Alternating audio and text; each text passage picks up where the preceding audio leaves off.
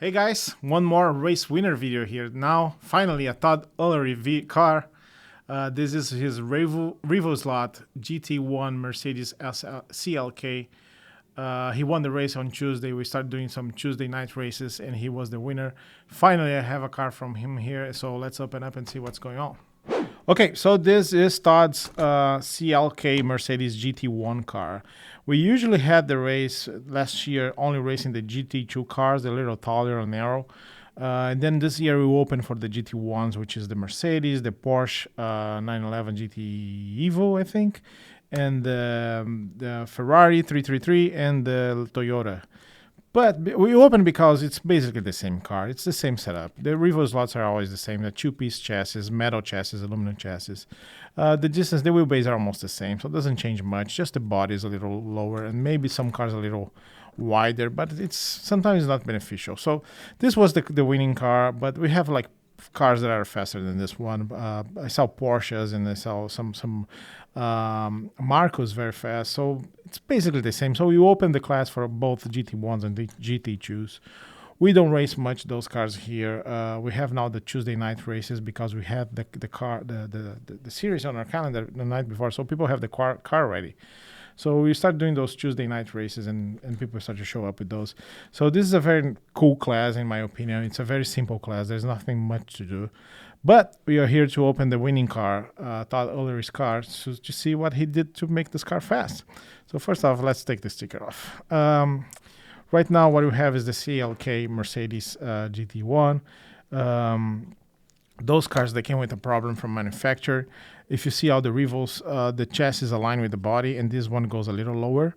Goes a little lower on the side too. Sometimes if you don't through the front tires, they're going to be touching here, and people put some spacers. There was a whole thing when they first released those. I think they fixed the issue now, but right now I think Todd was taking advantage of it because now I have the body sitting a little lower than the chassis.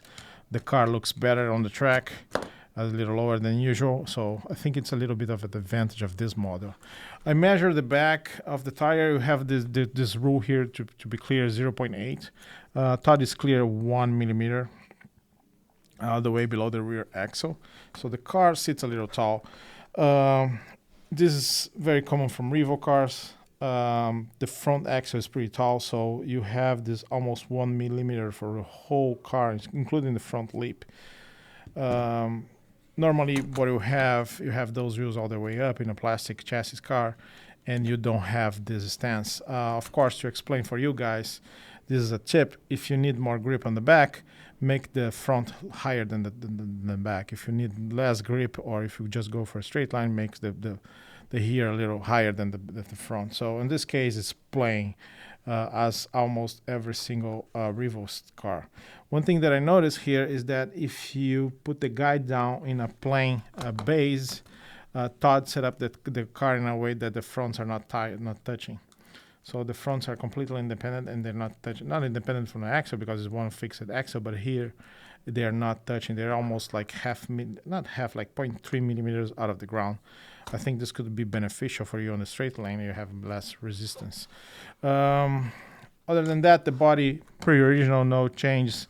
I'm not a big fan of the Mercedes because it seems to me to be very fragile here and could break because the whole front end is hanging just for these two little things here, two little corners. So it's kind of hanging, and I'm very afraid to have a big crash and kill the body.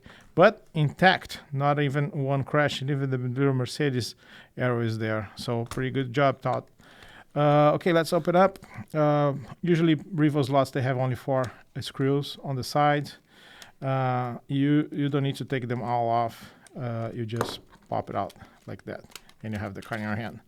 Again, the body is pretty cool, intact, even clean, not even oil around it. Seems like this is about to start the race, not after there's not a finish race. So Lexan interior that comes originally on the Revo slots, and the plastic drivers, but the base is Lexan, so that saves a lot of time. Very good for those cars. Here on the chassis, you have your typical two-piece chassis. Front wheels are very loose, actually not much. I know that Todd doesn't like to have any space around the bearings here. I usually leave some sort of room, but they're loose. They're okay. Could be a little bit more. I see that the front tires are through. I think he tried to lower as much as he could to have that clearance that I showed you before. Original wires, nothing special. He put like, maybe this is original, maybe not, just to hold it.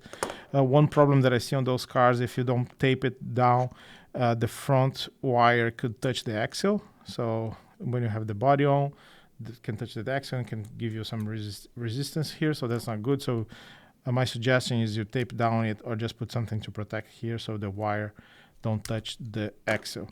I noticed that also Todd opened up the hole here on the motor. This used to be like a sticker over it. Here you don't have the space, so here you have it. So you can open it up and have some air coming in the motor. Other than that, seems like he has a small spacer below the bearing base here, which is allowed on this class. And here, look at this. Here, that's the trick right here. It's a 1 millimeter NSR spacer below the rear axle, so we can drop the butt a little bit more and make the car closer to the ground. I think this is a very good tip. If you have a Revo slot, you can do this with spacers. Also, Michael Nimas from Nimas Race Cars, he sells here at the store some carbon fiber spacers in different measurements that you can build and buy. They're pretty cheap. And this is one of my biggest suggestions if you have a Revo and if you're racing in a class that lets you race, or if you're just having fun at home, this is a very good tip right here to improve your handling.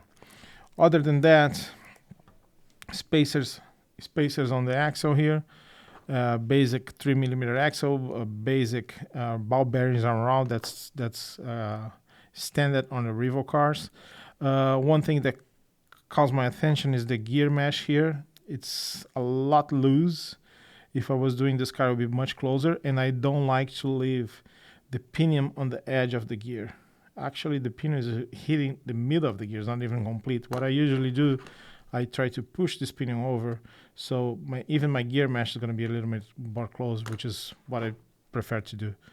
But okay, who I am to criticize? This is the winning car. Another thing that Todd is pretty good is setting up tires. So you can see how thick they are. Those are the original tires. It's just very well worked, very well through it. There's a little scars here from the battle. But other than that, the tire just looks like a slick tire out of a race car. They're sticky and they're pretty good. I think 80% of this car, as simple as they are, no room for any bigger tuning, tires are 80% of this performance. Other than that, pretty cool car. Congratulations, Todd, on your first win. I knew that one day I would be doing one of those videos with your car here. Thank you very much, guys.